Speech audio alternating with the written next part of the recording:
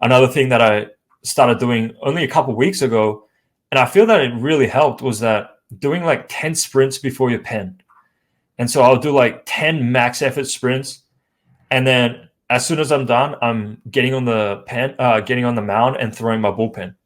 And what that does is it elevates your heart rate. There's like a story from Tiger Woods, and he said the way he trains is that he will do the same thing. He will do sprints, and then he'll go straight to like practicing his golf swing. And the reason for that is it emulates the heart rate of when you have the adrenaline pumping and you have all the people in the stands watching you. And you can't really get that unless, you really do something to elevate your heart rate.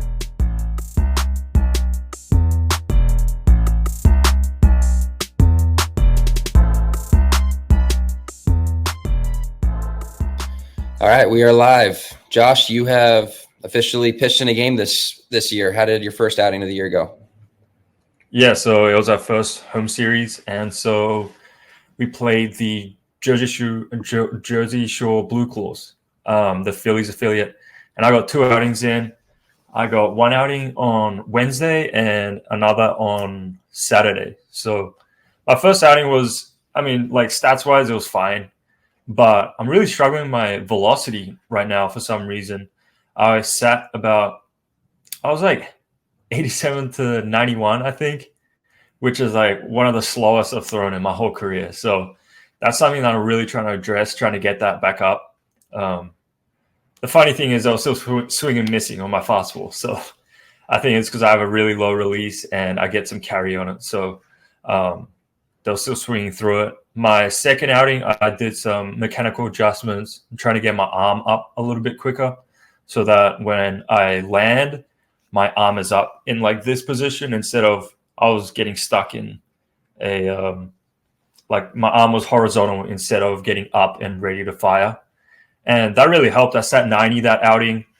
And so, yeah, my focus going forward is just going to be, especially out of the pen, I'm just going to throw it as hard as I can. And since I have like a ride fastball now, I'm just going to try to throw it as hard as I can up in the zone and get some swing and misses. Yeah, I remember we talked a couple of days ago and I was looking at the box score, saw you pitched, and then looked at, your numbers and all that. And I was like, this can't be Josh because I know he throws harder than 87 to 91. But like you said, working through a few things, a couple mechanical things are slightly off, but that's good and encouraging to hear that it felt better your second outing. And you're still effective, right? Even throwing at lower velocity, you still got some funk to you and have that carry from a low slot. So that's going to allow you to play up in the zone, which is great. So now when you build on that and you start getting back to your normal 93 to 96, now it's going to play up even more. So I'm excited to follow your journey. Yeah, for sure. It was weird. I've been struggling a little bit with my back, and 2 days into spring training, I got a back spasm. And, when your back isn't good, like you can't rotate or load properly. So I think that was part of the reason. But another thing that we talked about was that when I'm so focused on command, my tempo slows down a little bit. And that's something that you brought up to me. And so that's another thing that I'm going to start addressing is after my arm action, I'm going to start addressing, okay, let's get the tempo up a little bit and not be so fine and like trying to place the ball. Let's just, especially out of the bullpen, as I said, I'm just going to try to blow it by guys now. Yeah, exactly. And the tempo, it can be really easy to let your tempo kind of slow down or speed up in some cases. But it was interesting when you sent me that video of you during the offseason throwing 95.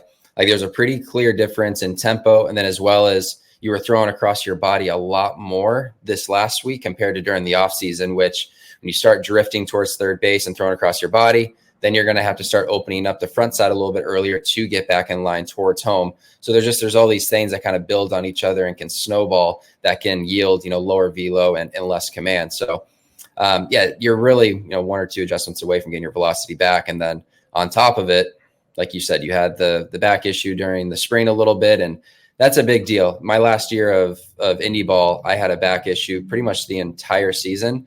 And unless I like really, really try to amp it up for 1 or 2 pitches and just say, screw it, I'm going to throw through the back pain on this pitch, like my velocity was limited because of that. So like, I know personally too, from experience, like the back is a really big deal. If that's not feeling 100%, your velocity is definitely going to suffer as a result of that. So all those things add up to making sense why your velo might be a little bit lower to start the year. Yeah, for sure. Yeah, the back is just so important. And the couple things that I'm trying to do to alleviate that pain is just stretching. And there's a thing called a Venom. Have you ever tried the Venom? Yes, I've used it once or twice, but tell me about it more.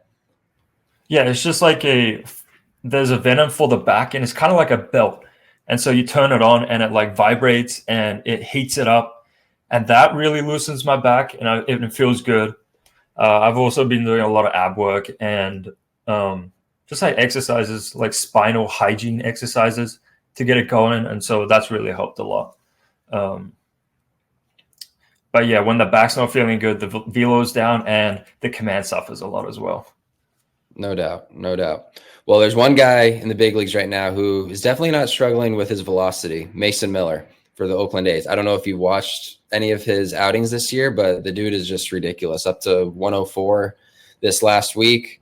I made a post about it, and I can't even tell you how many comments I got that said this guy's going to have Tommy John afterwards or in the next week or so, or jokes along those lines, which is just sad and ridiculous. And I don't have the energy to respond to every comment like that from a troll account. So I choose not to.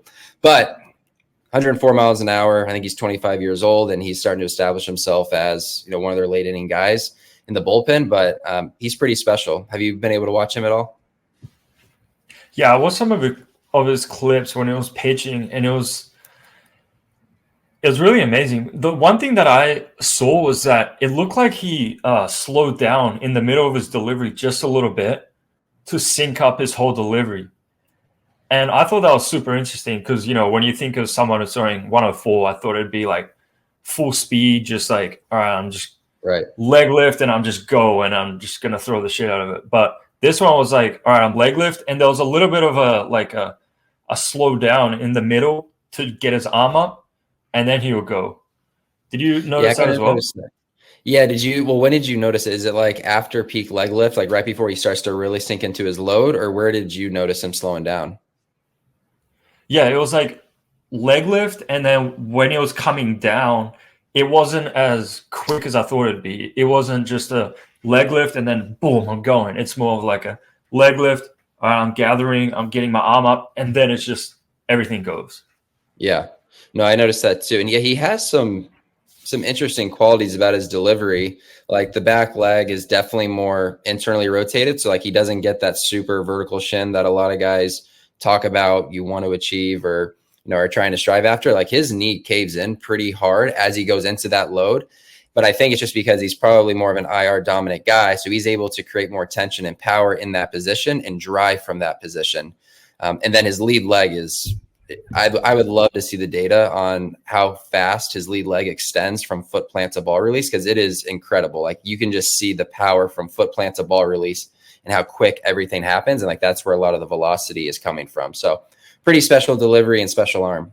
So Jackson Holiday, did you get to see him? Another guy made his big league debut this week. Got to a rough start, but got his first hit yesterday. But the dude's only 20 years old. Pretty impressive to be in the big leagues already.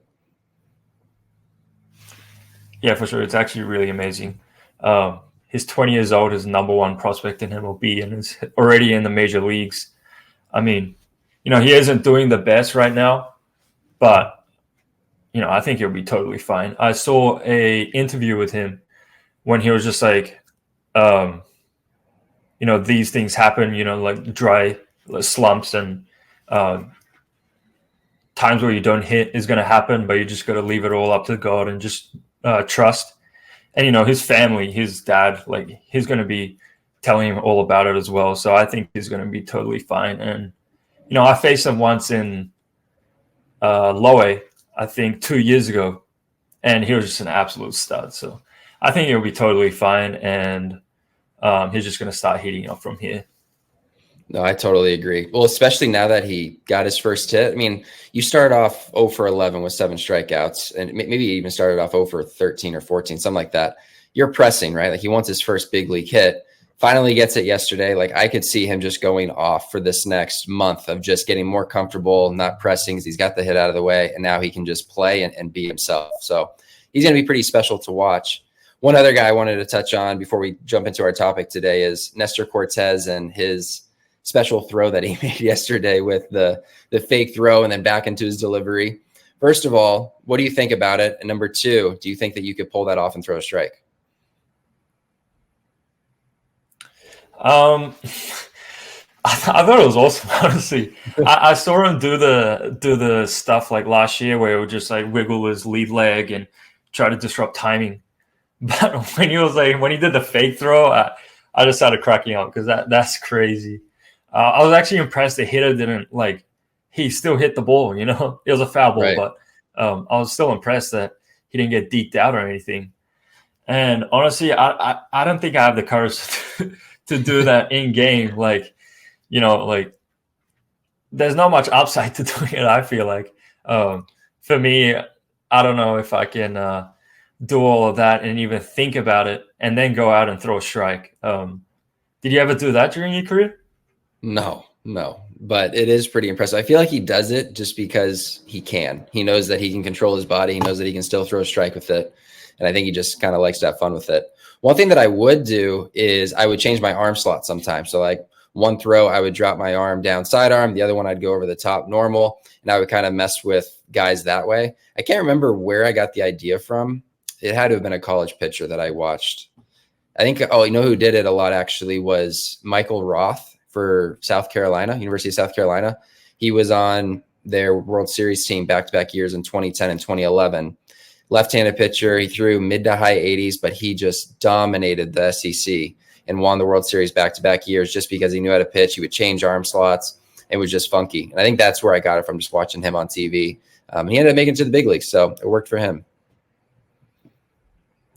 Yeah, awesome. I don't think I've even tried messing with arm slots. I'm kind of more of a guy who's just like, all right, I need to just simplify everything. And if I start incorporating all these different things, it's just going to make me worse. So, no doubt. But I don't know. I can throw sidearm, so I might try it if, like, you know, I'm going on a pretty good stretch and I'm getting a lot of outs. Then maybe I'll be like, all right, I'll just incorporate this. But I just want to get on a roll, and for that, I think I just need to simplify everything and just be in the zone. Yeah, probably wouldn't recommend it for about 99.9% of guys. Just get really good at what you do. And if you can do it, sure. But it's, I am going to be curious to hear about stories on Twitter of kids trying to do what Nestor Cortez did yesterday, this week in their games. Yeah, for sure. I mean, it might actually even be good because like it increases like, you know, the variability training, which is something that we'll talk about because we're going to be talking about command today. But what do you think about like incorporating those, maybe not in games, but definitely during like bullpens, just throwing from different arm slots? I think it could be super valuable. 100%. I am all about variability training, challenging yourself, putting yourself in unique positions and still being able to accomplish the task of throwing a strike or throwing the ball where you want to. So I think the more that you can do that type of stuff in your training, I think it is going to help you because you're increasing your body awareness, you're increasing your athleticism. And on top of it, it's fun, right? Like kids enjoy doing that. Not even just kids. I mean, I imagine pro guys do too, just because it's fun to be athletic and to kind of challenge yourself to be able to throw from different positions or different timings. Yeah, for sure. And I think that leads really nicely into our topic today, which is command and how to increase command, how to train command, and like the mental side of command. So what do you think about command? It's an interesting topic. I think probably the first thing to do is like define what command is. And I like to put command into two different buckets. There's true command, which is actually being able to throw the ball precisely where you want it to go within a general area. So if I'm trying to throw a pitch down and away, it is within a few inches of that down and away location.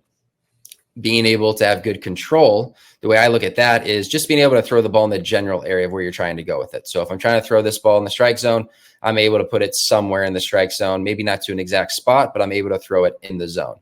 I think they're both valuable. Obviously, if you can throw the ball exactly where you want it to go, that's most ideal. But having some control and being able to throw it in the zone is a very good first step. And if you can do that, you're probably going to be able to limit your walks. And if you have really good stuff, that might be enough for you to really dominate, depending on what level you're at. So that's kind of like how I like to look at it is, command is kind of a general term that gets used for strike throwing ability, but true command to me is being able to throw the ball exactly where you want it to go. And control is being able to throw it generally in the strike zone. What are your thoughts? Do you have any definitions for those two?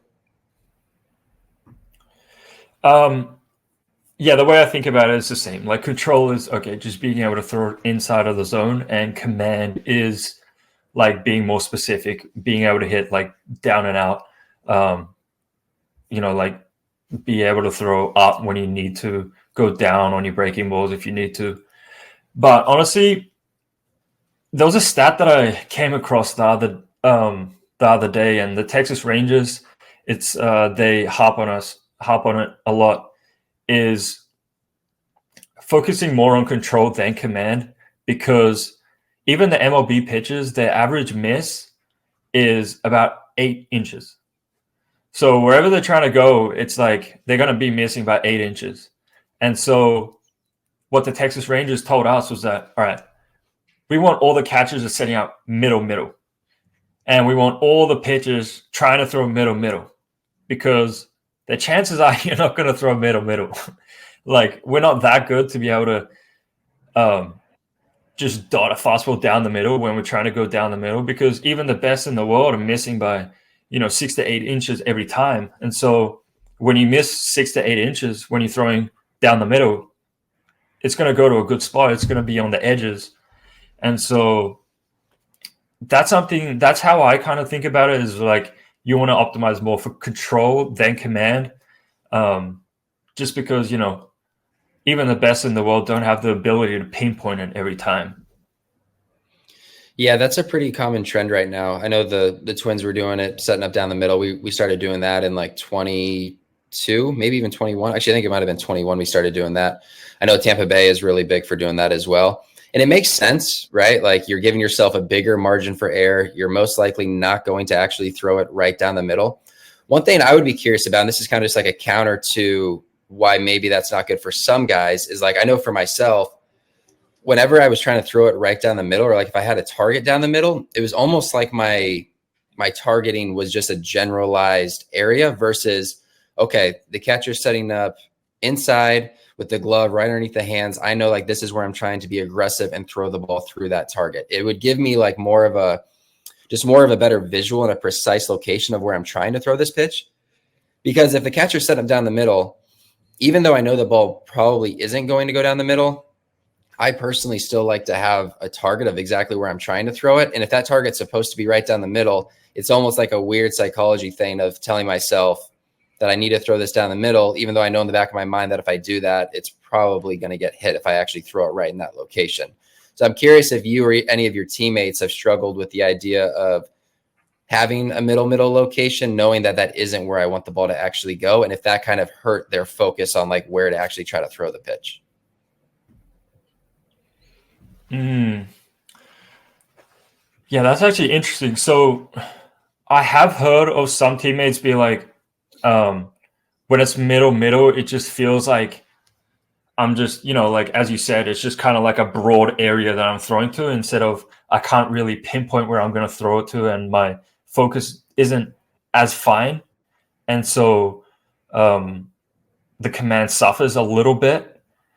So I think it just comes back to like knowing yourself and talking to the catchers and just being like, if that's you, then, and you throw more strikes when you're like aiming down and away or in or whatever, like a specific point, then obviously do that. But I feel like if you can get good at throwing just like down the middle, that would be really massive for your career. There's one stat with again with the Texas Rangers, it's a location value added stat, and so it measures how good a pitch is in what location in each count. And so when it's 0-0, you can throw a pitch right down the middle. You can throw it anywhere in the zone, and it's an extremely valuable pitch. It comes down to the importance of first pitch strikes, but if you can throw it anywhere within the zone, then it's an extremely valuable pitch, 0-0. And then as you go on and like 0-1, 0-2, it starts to get narrower and narrower, and you need to expand a little bit. But I think just being able to look at the middle and just trying to throw it right down the middle will be a really important skill to have, especially like, just 0-0, and it could really improve, your walk rates and your first pitch strike percentages. What do you think of that?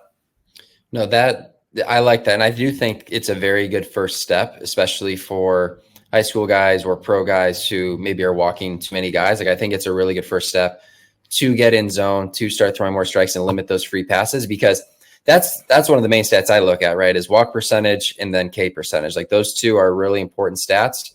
And walk percentage, if you want to lower that, you don't have to have perfect command. You just have to be able to throw the ball in the strike zone and get them to swing the bat. So just to give guys a perspective, major league average for walk rate is around 8.5%. And it's basically been around there for the last 10 to 15 years. It's ranged from roughly like 7.9% to 9%. I think it was like 9.1% during 2020, but that was a much shortened season, of course. But typically it's around the 8.5% mark.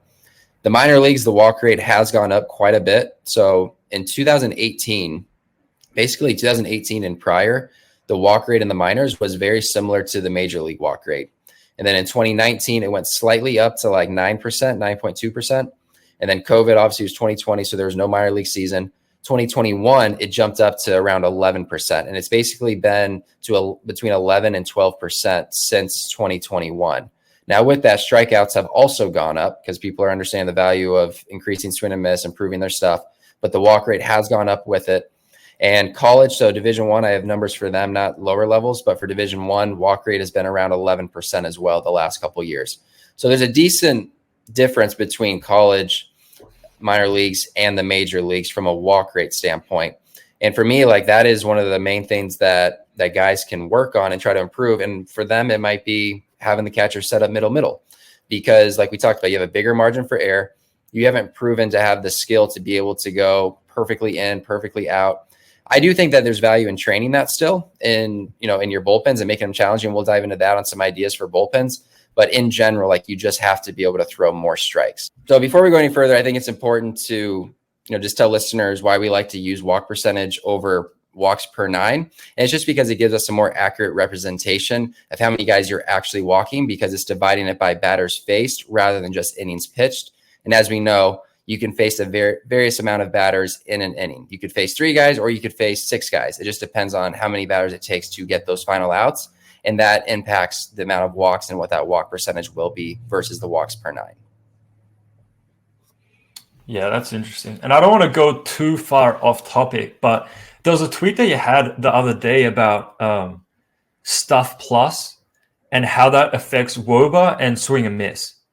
And I thought that was super interesting because in the tweet, it said that location was the biggest factor for swing and miss.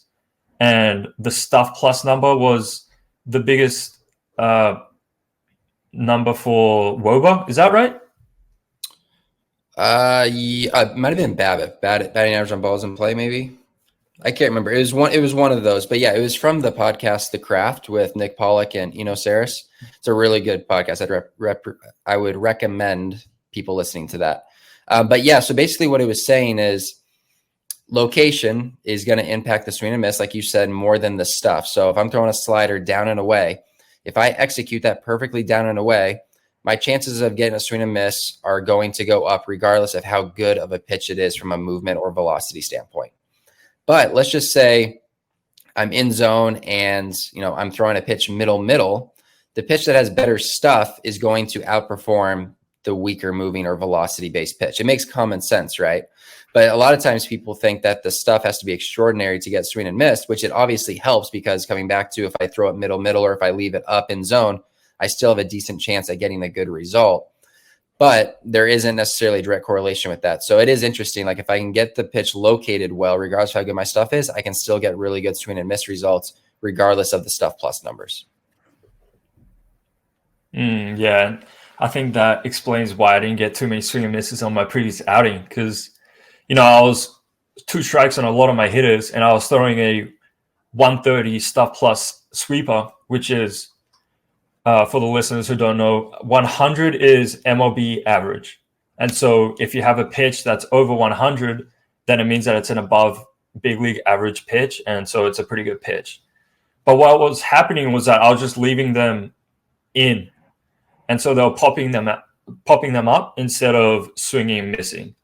And so I think I definitely need to get better at executing that more away where the sweepers play the best. But anyway, I want to get into actionable things for the listeners on how to increase command. Do you want to start us off, Jared? Yeah, I mean, I like to break it down really into like 3 categories. So the main one is, or not the main one, but one of the first ones is catch play. We play catch and throw the ball in catch play more than any other setting in most cases. So if we're going to play catch a lot, we might as well make the most out of that and try to work on things, whether it's, working on mechanics, working on a pitch shape or command. I think there's a lot of opportunity to work on command in catch play. The other part is in bullpens, of course, and then the other part is the mental side. So the mental side can take place on a mound, away from a mound. It can be in your room. It can be anywhere, depending on what you're exactly doing on the mental game. But let's start with catch play for a little bit. I think one of the best things guys can do is to be athletic when they're throwing. Do athletic drills. You can throw from different arm slots. You can pretend to be an infielder, do jump throws, do all of these various motions that are getting you away from just being kind of robotic and doing your regular leg lift all the time. And I think it kind of comes back to what you've said in the past about Yu Darvish, about how he changes his mechanics and what he's doing when he's playing catch. It's a similar idea. We want to free ourselves up. We want to be athletic. We want to challenge ourselves in different positions while not just throwing it aimlessly, right? Like I'm not going to be an infielder and not think about where I'm throwing it and just sail it. Like I want to try to throw it to the exact same spot on my partner every time and try to challenge myself through those different movements, different arm slots and whatnot. Another thing that you can do in catch play, and this is like a game as old as time, is play a points game with your partner. 2 points for the head, 1 point for the chest, or whatever you want to do for targeting. But like challenge yourselves and get a little friendly competition with your partner every day with a little location game. Like that's a very simple and easy way to work on it. And then another thing you can do in catch play is to use differential balls, or you could even use a softball, anything that's different from a baseball, to really just challenge that release, get a little bit of variability training. And really it's the same principle as changing the arm slot or changing the type of throw you're making. Is we're trying to challenge you to be as consistent as can be with your release, to try to have the same target while challenging the type of ball you're using or the arm slot you're using. Is only going to make you more adaptable when you are in a game situation and you have to make those minor adjustments pitch to pitch. So we're just amplifying that process. Have you done any of these things in catch play, or like what are some things that you've done to increase command while playing catch? Yeah, so I wrote about this a little bit with Yu Darvish, and for those who don't know the story, I'll just briefly give the summary. So in 2019, Yu Darvish was with the Cubs, and his command was at an all-time low. He was walking guys. He just didn't have good feel for the baseball. And he put up a YouTube video of a bullpen of him just having terrible command. And the title was, I think my baseball career is done. But a couple months, like a year later, in 2020, he had like a Cy Young. He was like second in voting in Cy Youngs or whatever, and he had the best command that he's ever had. And he explained what actually happened, and he said that it was all about variability training. And he said that when he plays catch, he would have a completely separate delivery to when he actually throws on the mound. And he didn't specifically say it was variability training, but that's kind of what I got out from it. And so I don't do that like in the way of, okay, I'm having like separate deliveries and I'm doing it, but I definitely do incorporate those athletic throws. My first 10 to 20 are going to be trying to be like a shortstop and doing, the Jeter throws. I'm running to the side, jumping in and throwing. And then, the opposite as well. I'm running to my glove side and then trying to do like a quarterback throw. And I think it really has helped me with my, just with my delivery, just being smooth and not being as robotic. And I think, for me, it's kind of weird when I'm feeling really good, it only lasts for like 2 months, and then my delivery starts to get out of whack. And I think part of the reason is because my brain just wants like a new stimulus. It wants like to feel something new. So when I'm feeling something fresh, then it feels good, and then my command is good. But then after a couple months, it starts to fall apart. And so incorporating those athletic throws and like giving the brain something different on a daily basis has really helped, I feel like. But I definitely need to start doing more of that, because as soon as I get away from it is when my delivery starts to feel out of whack as well. That's really interesting. Like like you said, it's almost like your body's seeking a different stimulus, and it's, in a way, it's like your body's getting bored with what you're doing, and that's when things start to get off track. I'm curious how you keep things fresh in catch play, or not in catch play, during the season. Is it mainly through what you're talking about in catch play, just staying athletic?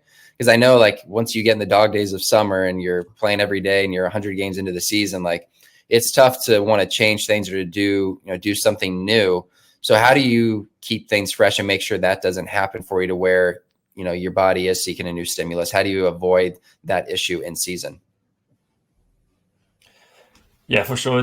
It's definitely an issue that I'm still thinking about right now. I definitely haven't got it figured out. But one of the things that I've been thinking through was like just something simple as, all right, if I'm going out of my wind up for a couple months and then my delivery starts to feel out of whack, I'm just going to go out of the set. Or like right now, I'm starting to feel like a little bit better, which is where I was working on something tiny with my mechanics, and it, even if it's something small, it creates a fresh stimulus and something that your brain can think about, and that's really helped. But there's a fine line between making a mechanical adjustment and overthinking mechanics, and going through that whole cycle. I'm curious as to what you think about like mechanical adjustments in season when you're just in a little bit of a funk.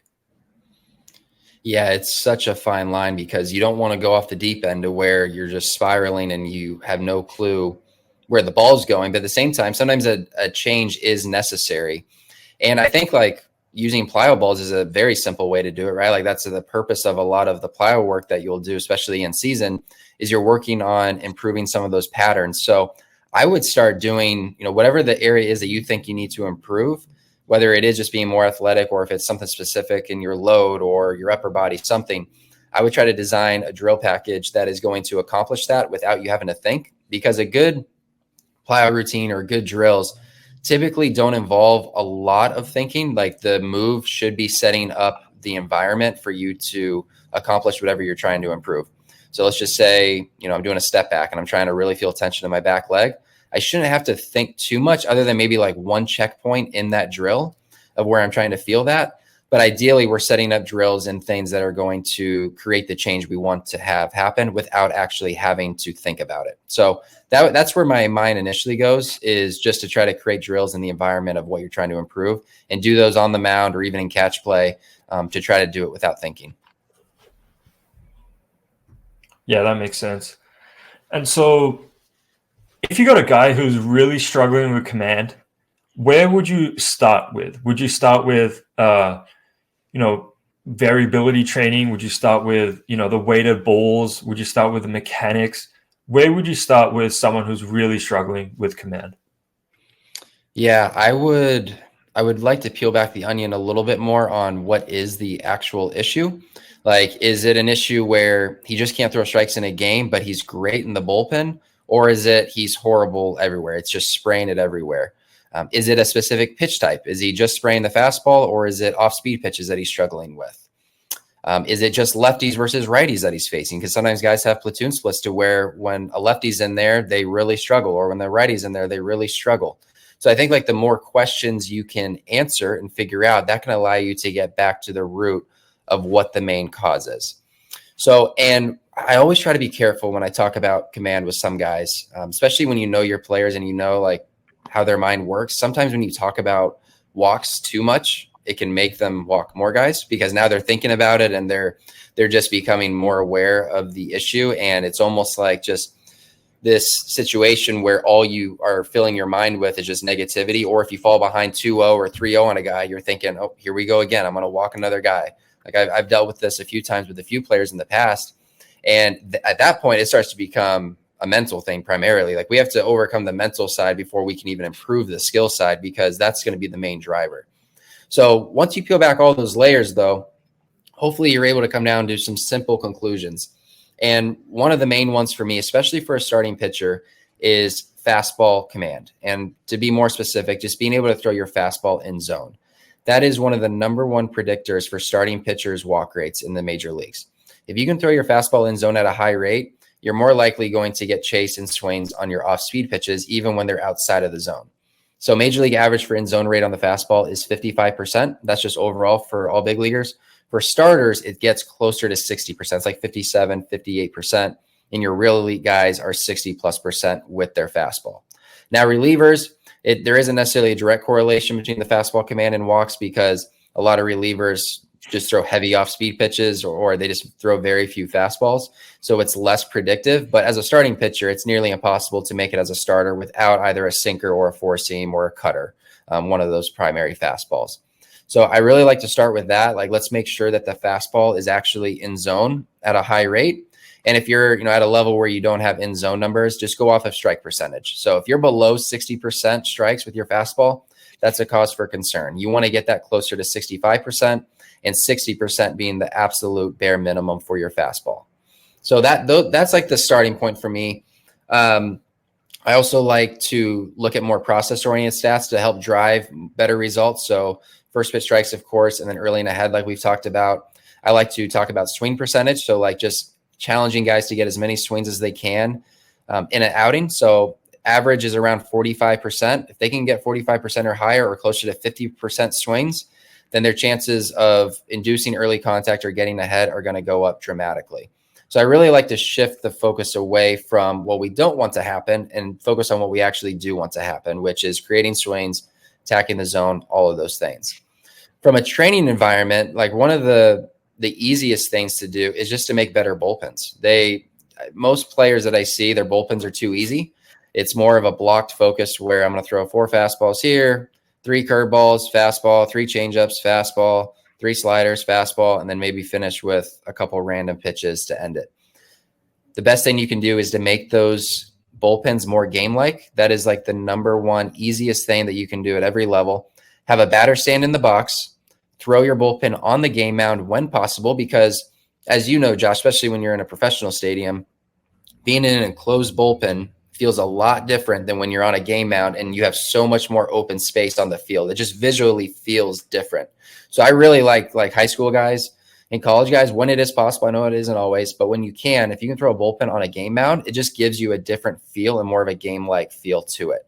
So do that, batter standing in, track balls and strikes, and then have some sort of consequence on the line. It doesn't have to be anything big, but like something that's going to get the competitive juices flowing a little bit to get you in that game environment a little bit more.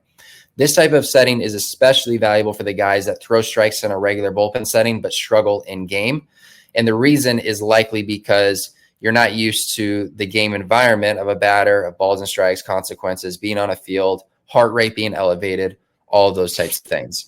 So we can dive into some different ideas of exactly how some bullpen scripts could look. But I'll stop right there and give you a chance to chime in on some of your thoughts on this. No, yeah, that's really good. I think my biggest issue is I'm that guy who throws a lot of strikes in bullpens and in practice settings. But when it comes to games, something changes. And especially with the fastball, I struggle with it. I'm a big off-speed guy. So, pitches that break to my left, my cutter, the slider, I usually don't have too much of a trouble landing those. But with my fastball, it's weird. Like in bullpens, I can land it, 80, 90% of the time. And then I think I only have like a 40% zone percentage in game. And so that's something that I really tried to address this offseason. And the two things that I did was getting a live hitter in, standing in the pens. I think that's just massive, because I think, especially for me, what happens was that if a right-handed hitter steps in, and I'm a big crossbody guy, I'm literally stepping into the right-handed hitter's box, and I'm cross-firing from there. And so I think what happens is, subconsciously I'm seeing the hitter there, and then I'm like, oh shit, I gotta really rip this across my body to get it into the strike zone and not drill the guy. And so that leads to the yanks of my fastball. But when you can really have a standing hitter, you can practice that and get your mental right and be like, no, all I need to do is like focus on the catcher and rip through the catcher. Another thing that I started doing only a couple of weeks ago, and I feel that it really helped, was that doing like 10 sprints before your pen. And so I'll do like 10 max effort sprints, and then as soon as I'm done, I'm getting on the mound and throwing my bullpen. And what that does is it elevates your heart rate. There's like a story from Tiger Woods, and he said the way he trains is that he will do the same thing. He will do sprints, and then he'll go straight to like practicing his golf swing. And the reason for that is it emulates the heart rate of when you have the adrenaline pumping and you have all the people in the stands watching you. And you can't really get that unless, you really do something to elevate your heart rate. And so getting that heart rate up, and then finding a way to calm yourself down and execute with that elevated heart rate, it has been really beneficial for me. And so, yeah, those are the two things that I've incorporated this season, and I feel like it's having a big impact. But obviously, we'll see how well I command my fastball this season. Yeah, no, I love both of those. Like you said, having a batter stand in is huge. It's so simple. Even if you don't have a batter, put a dummy in there, something. It is a really, really valuable tool. And not to mention, most guys, like when they're throwing breaking balls or certain pitches, they usually have a visual on the batter of where they're trying to start their pitch. So if you don't have anything there, you're kind of just looking into nothing really, and you're not really practicing that visual that you have in a game, or that you need to have in a game. And then the sprints to get the heart rate up, I absolutely love that, because that's probably the biggest missing link and difference between a game and a bullpen, is that heart rate, the adrenaline, just that rush of sometimes butterflies or whatever it is when you're on the mound. Like, it's really, really hard to replicate that. And getting the heart rate up doesn't perfectly simulate it, but it at least gets you into a state to where you're forced to calm yourself down.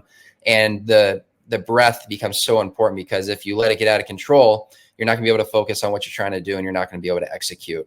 And I've done a similar type of bullpen with guys to where it adds a little bit of a consequence during their bullpen. So we would do simulated batters, usually 3 or 4 pitches max per batter, and really focusing on getting ahead, trying to get to 2 strikes as quickly as possible. And what we would do on top of that is, every time you threw 2 straight balls, you would have to sprint to home plate and sprint back, and then go right into your pen again. So it's providing a little bit of a consequence for throwing balls in the game, in the bullpen setting. And then also, when that happens, is the heart rate gets elevated, and now you have to focus on slowing yourself down and execute the pitch. Now, after you throw, say you throw 2 straight balls, you do a sprint and then come back. It's not like if I throw another ball, I have to do another sprint. It resets after that, and it's after every 2 balls again. So I actually had a lot of success with this in 22 with one of our pitchers with the Twins, and it helped a lot. And like, he really liked it. He responded well to it, and he said it just gave him a little bit more pressure and a little more competitiveness in that bullpen setting, knowing that there was a little bit more weight on every pitch. Because a lot of times in a bullpen setting, there isn't a consequence. If I throw a ball, I don't actually walk anybody. I don't give up a home run. I don't give up a hit. So it's hard to get into that game setting of having to deal with pressure and having to channel that into focus on executing what you have to focus on. And so it's just a really simple way to do it. Adds a little bit of competition, and adds another layer of pressure to guys as well. Yeah, for sure. I love it. And so another method is the weighted balls, right? The proprioception balls. I know when I came to train with you, and I was like, hey, Jared, like, I want to improve my command. What do you got for me? and you gave me different balls that are different sizes and weights. What's kind of like the theory behind throwing those? Yeah, so those are the differential balls. And really, like, a differential ball is just anything different from a baseball. It could be a weighted baseball, an underload. It could be bigger. It could be smaller. Typically, when I'm doing this type of setting, I'm using the same weight as a baseball, but I'm using balls that are slightly bigger and slightly smaller. So what they're doing is, coming back to what I mentioned briefly in catch play, is it's just another way to do variability training. So by using a bigger ball, that ball, I'm going to have to make a bigger adjustment to make sure I get this ball down in the strike zone, because the bigger ball is typically going to make me want to miss up and arm side. Smaller ball is typically going to make me want to miss down and glove side. So I'm amplifying these adjustments that I have to make in a game, even with a regular baseball. Because as we know in a game, there's so many variables and things that change, whether it's the weather, the mound getting chewed up, even baseballs are slightly different. Like, I'm sure you've held, Josh, 10 different balls in a game, and they all feel slightly different. That's why guys get a ball and they throw it back, because they don't like the way it feels. They want something slightly different. So there's all these different variables. The differential balls, what they're doing is they're just amplifying it. They're making it even more challenging and forcing you to make bigger adjustments, so that when you're in those game situations and you have to make minor adjustments, they feel even smaller and easier to actually accomplish. Now, when you're using these balls in your bullpens, you're using them in catch play, you want to make sure that you're not challenging yourself too much, right? Like, I don't want my failure rate to be 100%. Like, I need to still be able to have some success. So typically when I'm introducing these is we'll use just one ball, usually the bigger ball to start, sometimes a smaller one, but typically the bigger one. And we'll do it in more of a blocked format and only using the fastball. So I might go 2 fastballs with a regular baseball, 2 fastballs with a bigger ball, 2 baseball, 2 bigger, then maybe go 1 for 1. Once you have shown that you can do this at a high rate, then we can move on to make it more challenging. We can add in an underload ball. So now we're using 3 different balls. We're using a baseball, we're using a bigger ball, and we're using a smaller ball. Once you have proven that you can do that well, maybe we start adding off-speed pitches to it. We're always adding these layers to it to make it a little bit more difficult after you have proven that you are able to accomplish it at a decently high rate. So for me, the success rate needs to be around 40 to 50%. If it's below 40%, that's probably failing too much. Once we start getting closer to 60% and higher, that's definitely too easy. So like being in that 40 to 50, 55% range is usually the sweet spot in my experience. And I'll be honest with you, like, it's challenging. Like, it looks easy, but it's much, much more difficult than it appears. And I usually like to have guys even just start with this in catch play, because the first time you throw it on the mound, it can feel a lot different, because they're not the best baseballs. The leather isn't going to feel perfect. It's not going to feel like a normal baseball. So I usually like to have guys experiment and catch play with it. So maybe you do that points game with your partner at the end of catch play, and maybe you just use different balls. You use a bigger ball, smaller ball, and a baseball, and use it there to get acclimated to using them a little bit more, and just to get used to them. Because a lot of times too, like, there is resistance with some players with using them, especially in a bullpen setting, just because it's different and it feels weird, and they don't fully understand right away like how it's going to help them until they actually see the results, or they see their teammates getting results with it, which was the case when I was with the Twins. So you want to make sure that you're selling them on the benefit of them, but also, easing them into it and making sure that the failure isn't so high that they're discouraged and they don't want to use it and they don't see the value in it. Awesome. Yeah, I love that.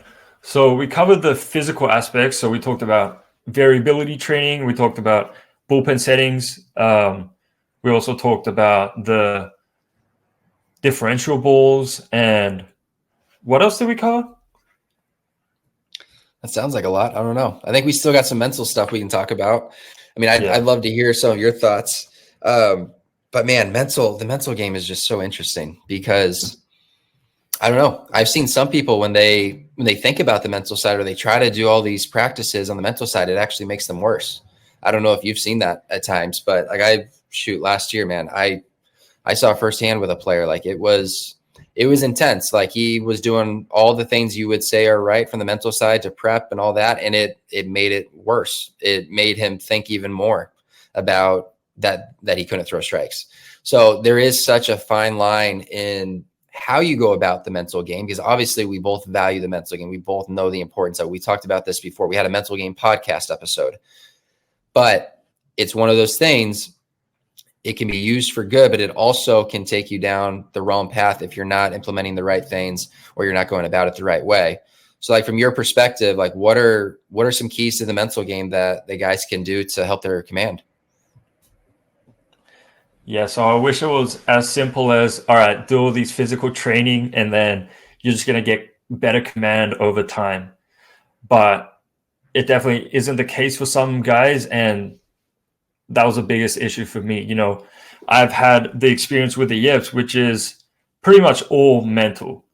And, when you have the yips, you have zero command. You have absolutely no idea where it's going.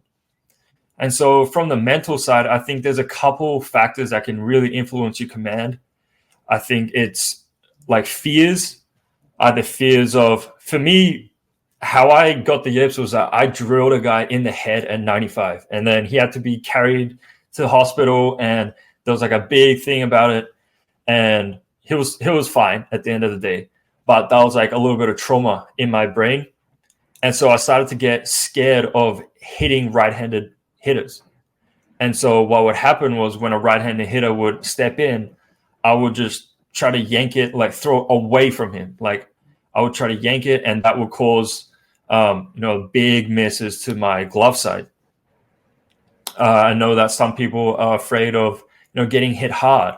So they don't like to attack the middle, because if they throw a middle, then they think that it's just going to get crushed, and they're scared of that. So I think a big factor is, if the mental side, is an issue for you, the first thing is you got to figure out what your fears are. So if you're scared of something, you got to start to address that. And how you address that is, it's a long topic that we can discuss another day, but briefly, you just want to look at the fear and really start to break it down. So for example, in my case, hitting a right-handed hitter, in my brain, I thought it was this massive thing where it's like, oh, if I hit him, then he's going to have to go to the hospital, and, it's going to be this massive thing. But in reality, and especially now that I'm not even throwing 95, like if I hit a guy, then he's just going to take first base, and that's it. Like it's really not a big deal. And I think fears become such a big thing in your head that we overestimate the consequences of what happens when that happens, when our fears like manifest in real life. And so the first step is really just putting it into perspective and being like, okay, even if this happens, it's not a big deal. Like it's totally going to be fine. And I think it's just repetition from that point. You just got to keep telling yourself that, before you go out to pitch, you got to tell yourself, even now I tell myself that, like I have a mental preparation where I'm reminding myself, hey, like, I'm still going to feel this fear, but it's really not a big deal. And, I just got to go out there and just throw the shit out of it and do that. So I think that's one of the things mentally that I think of and was the biggest thing for me. What else can you think of, Jared? I love that right there, because, man, fear is such a big driver for a lot of us. I think at some point in baseball or other areas, like that is something that is holding us back, and you got to find out what it is. What is it that you're actually fearing? For me, there was a brief moment where I struggled with command, which was in indie ball, and the fear for me was getting released. If I walk this guy, if I don't perform well, I'm going to get released. And that caused me to pitch tentative. It caused me to not trust my stuff. Versus in college, I felt more comfortable. I knew that if I walked a guy, it wasn't the end of the world. And it's just the mindset was different. So figure out what that root cause is, and then find a way to change that mindset and practice those newer thoughts and newer habits that it needs to allow you to succeed. So no, I think that's great. A couple other things we've talked about many times, pre-pitch routines, like that's just like a fundamental thing that most people don't have. They take for granted. They don't actually develop a strong one. It doesn't have to be complex. It doesn't have to be complex at all. It can be simply feeding yourself aggressive pre-pitch thoughts of telling yourself what you want to do and visualizing where you want the pitch to go. It doesn't need to be more complicated than that, but find what works for you, stick with it, be consistent with it. Shadow work, like it's a subjective thing. It's tough to quantify this, but I think there can be value in shadow work of being on the mound maybe the day before a game and doing some dry reps of visualizing what you want to see happen, also visualizing what you don't want to see happen, and then also seeing yourself overcome those things like we've talked about in the past. It's important to understand that things aren't always going to be sunshine and rainbows. You're not always going to have perfect outings. Your ability to overcome those things and to work through walking guys, working through a big inning, that is going to be the separator for you, is being able to overcome adversity. And you want to make sure that you're actually practicing doing those things or visualizing that success of overcoming those obstacles. So those are some of the things that jump out to me, initially, but there's a lot of different ways to go about this. I know there's some good resources. Like I know you got a couple books that you've read. I think you've mentioned like the Inner Game of Tennis before. Like, you want to talk about that a little bit and how that's helped you? Yeah, for sure. I read the Inner Game of Tennis when I was going through the yips, and that was super interesting. I think that's more beneficial for hitters, but then I found another one by the same author, which is called The Inner Game of Golf. And so what he basically said was, you really don't want to be thinking about the mechanics of your swing. You instead want to think about like the feeling of what your body's going through. And so I'll give you an example. So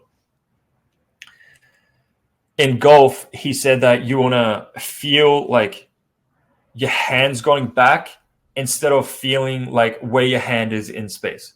So you want to be like back and then hit, instead of like feeling like, okay, my hand needs to be near my shoulder, like I need to be here, my legs need to be here, whatever. And I took that into baseball, where there was a period in 2020 when I had like really good command. And all I was thinking about was when I lifted my leg, I was thinking in my brain, load. And I'll just feel my body just load and get all that power on my backside. And then I'll think gas. And so I never really thought about where my body is in space, where like I didn't think about mechanics or anything like that. It was just kind of like a feeling thing. And that really helped. I know I didn't explain it as well, but does that make sense? No, it does. You're not getting super specific with the details of the delivery, what you need to do, because that can be too much, but they're like simple little cues almost in a way that allow you to, hit certain checkpoints that you're trying to feel, that allows you just to trust your stuff. Because that is an issue I do see with a lot of guys, is in game, they start thinking about their mechanics a lot, and they're thinking like that is the main culprit of not throwing strikes. And truthfully, if you look at video, I love doing this. I'll pull up a video of a guy that is where he throws a strike, hits a spot, and one where it misses completely arm side. And if you break it down, you can hardly see any difference. Like, it is so marginal of a difference. So if we're trying to make these marginal changes, but it feels like a big change during a game, our mental thoughts aren't on what they need to be, which is executing.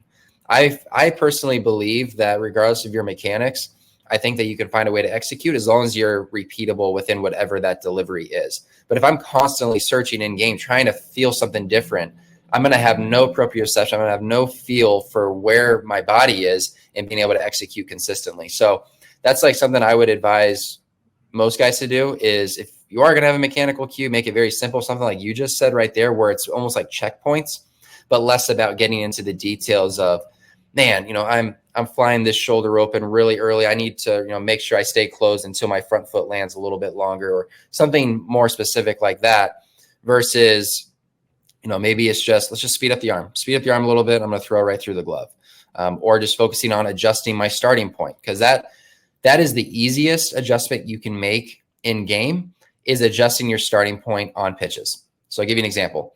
If I'm trying to throw my curveball at the bottom of the zone, right over the plate, but I keep missing down and I'm spiking it, then I just need to adjust my starting point. So if my starting point is normally at the mask, but right now I'm throwing at the mask and it's ending in the ground, maybe I need to start, above the mask, somewhere right around here, knowing that it's going to end up at the bottom of the zone. And how you can help determine what your starting points are is you have to understand the shape of your pitches. So if I have, more of a slurve, so let's just say my pitch moves like this. If I want it to end here, I have to start it here in this location. I can't think about necessarily throwing it to that location, because it might just go way off to the glove side. So understand the way your ball moves, and that will help you with your starting points on where to throw it. Now, on any given day, like we talked about, there's all these minor details and adjustments we have to make.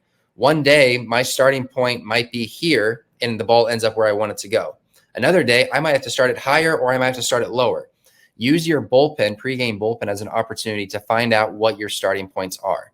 But you should always have like a set starting point, just like a general area of where you normally start your pitches, and then be able to make an adjustment based on what you're doing that day on where it needs to go from there. Have you done that in the past at all with adjusting starting points in game?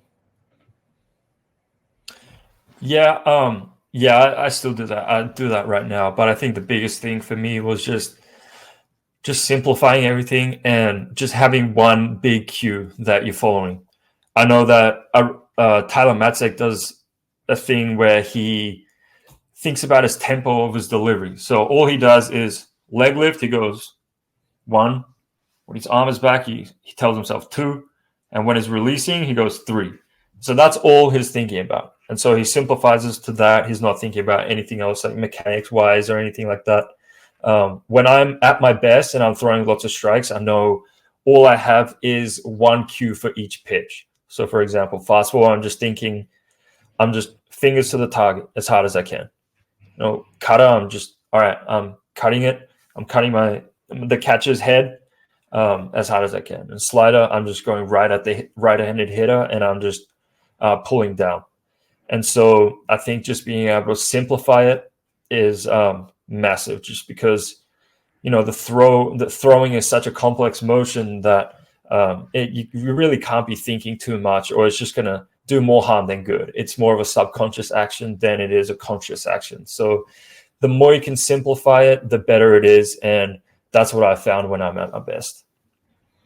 Yeah, I like that. Keeps it simple. You know what works for you. And usually when you're in the flow of a game, like there's not a lot of thought going on. It's something super simple, like you're saying, like fingers through the glove, through the target on the fastball, something simple like that. I think that's good. I think we gave the listeners some pretty good takeaways. Like we touched on what command actually is. We touched on what the walk rates are, some bullpen strategies, catch play strategies, some mental strategies.